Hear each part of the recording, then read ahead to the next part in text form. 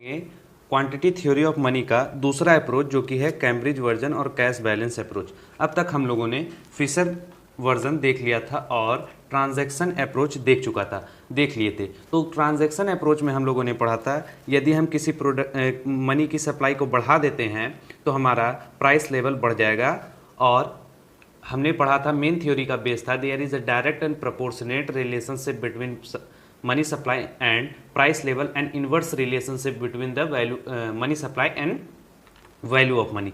ये हम लोग अब तक पढ़ चुके थे। अब हमें इसका कैम्ब्रिज वर्जन पढ़ना है जो कि इसका ठीक विपरीत और अपोजिट है। इसका नाम हम लोग कैम्ब्रिज वर्जन इस वजह से कहते हैं क्योंकि इसको जिन्होंने इकोनॉमिस्ट ने इंट्रोड्यूस किया था वे सब कैम्ब्रिज यूनिवर्सिटी से बिलोंग करते थे, इस वजह से इस अप्रोच का नाम कैम्ब्रिज वर्जन पड़ा। अब हम जानते हैं कि वो कौन कौन से इकोनॉमिस्ट थे जिन्होंने इसको इंट्रोड्यूस किया था, जिसमें number 1 Marshall, number 2 Pigou, number 3 Robertson, number 4 Keynes. ये सारे इकोनॉमिस्ट मेनली इस थ्योरी को डेवलप करने वाले थे। और ये जो थ्योरी है फिशर वर्जन के ड्रॉबैक को दूर करके और उसको मॉडिफाई करके बनाया गया है। जैसे हम लोगों ने फिशर वर्जन में पढ़ा था कि मनी सप्लाई बढ़ाने का काम, मनी सप्लाई यदि बढ़ाएंगे तो प्राइस लेवल बढ़ेगा, लेकिन ठीक इसका विपरीत यहाँ पे क्या है, अगर डिमांड फॉर मनी इंक्रीज करेंगे तो प्राइस लेवल भी हमारा इंक्रीज करेगा। ये कहने का मतलब। आइए अब हम इसको डिटेल में सीखते हैं। इस थ्योरी का प्राइमरी फोकस जो है वो डिमांड फॉर मनी है। डिमांड डिटरमाइन करेगा कि सप्लाई प्राइस लेवल क्या होगा। अब ये कैसे डिटरमाइन करेगा, अब हम ये सीखते हैं। मान लीजिए एक व्यक्ति वाई है जिसकी जो इनकम है वो 10,000 रुपये है, ठीक।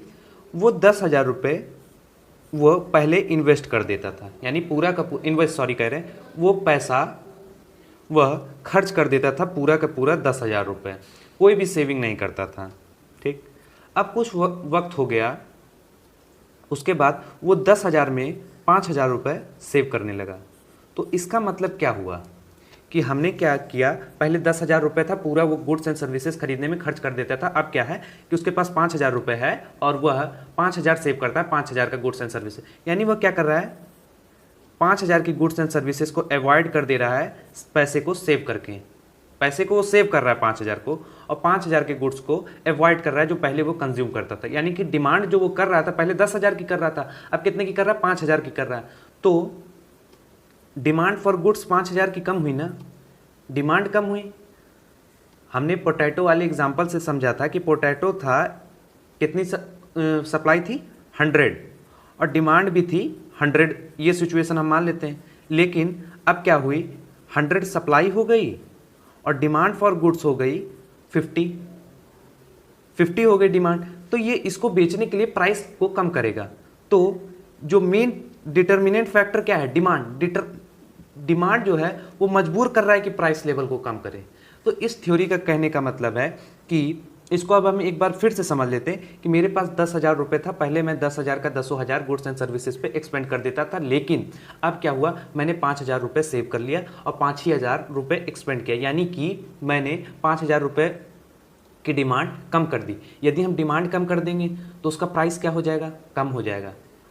ये क्योंकि लोग उसको ज़्यादा से ज़्यादा बेचने में, तब एक्सेस सप्लाई की सिचुएशन आएगी। और जब एक्सेस सप्लाई की सिचुएशन आएगी, आप लोगों ने ये डायग्राम पढ़ा होगा, ये सप्लाई ये डिमांड, हमने जो डिमांड थी वो कम कर दी और सप्लाई जो है ये बढ़ जाएगी।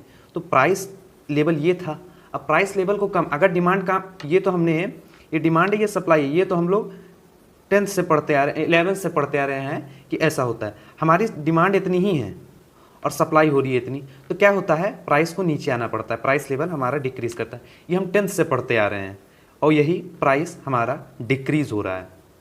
यानी कि यदि हम डिमांड कम कर देंगे तो प्राइस हमारा कम हो जाएगा। ये फिगर से आप डिटरमिनेंट फैक्टर है कि प्राइस कैसा होगा, ये इस फिगर के माध्यम से हम समझ सकते हैं। अब हम इसके रियल फिगर की तरफ बढ़ जाते हैं कि इसका मेन फिगर क्या है। ये हमारा देख लीजिए, ये हमारा वाई एक्सिस, ये हमारा एक्स एक्सिस। वाई एक्सिस पे हमें दिख रहा है प्राइस लेवल और एक्स एक्सिस पे हमारा दिख रहा है, ये हमारा मनी सप्लाई है, ठीक, M/P। हमने मनी डिमांड इतनी की, ठीक है, इक्विलिब्रियम, तो प्राइस लेवल हमारा ये है MD मनी डिमांड। अब हमने क्या कहा, डिमांड को हम बढ़ा देते तो प्राइस लेवल पे क्या इम्पैक्ट पड़ेगा, ये देखिए हमने डिमांड बढ़ा दी, ये देखिए प्राइस लेवल बढ़ जाएगा, यानी कि डिमांड डिटरमाइन कर रहा है कि प्राइस लेवल कितना होगा। प्राइस लेवल को डिटरमाइन करने के लिए तो हम क्या डिफरेंस समझ में आया फिशर और कैश बैलेंस अप्रोच में, कि फिशर ने कहा सप्लाई डिटरमाइन करेगा, लेकिन जो कैश बैलेंस अप्रोच कहता है कि डिमांड डिटरमाइन करेगा कि मनी की प्राइस लेवल क्या होगी। हमें प्राइस लेवल निकालना था, ये हमारा P1 था और जो बढ़ के P2 हो गया, ठीक, ये हमारा है। अब हम समझते हैं अपना तीसरा पॉइंट जो कि कह रहा है, हाँ इसमें क्या था कि फिशर बताते थे कि ट्रांजैक्शन के लिए ही पैसे का उपयोग किया जाएगा, लेकिन मेन मोटिव पैसे का ट्रांजैक्शन है।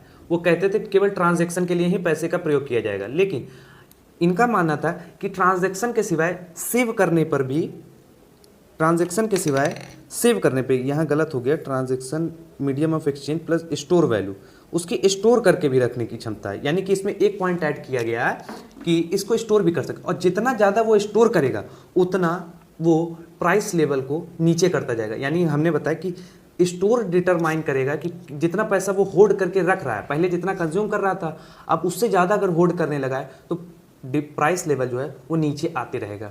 हमने बताया पहले 10,000 था, 1 रुपया सेव नहीं करता था, फिर 5,000 सेव करने लगा, यानी कि स्टोर करने लगा, पैसे को स्टोर किया, तो प्राइस लेवल अपने आप, डिमांड अपने आप कम हो गई, डिमांड कम हो गई, सप्लाई अधिक हो गई, एक्सेस सप्लाई की सिचुएशन आ गई, और इस सिचुएशन में प्राइस लेवल नीचे आते रहता है। आप लोगों ने फिगर के थ्रू देखा था, ये मैं बता।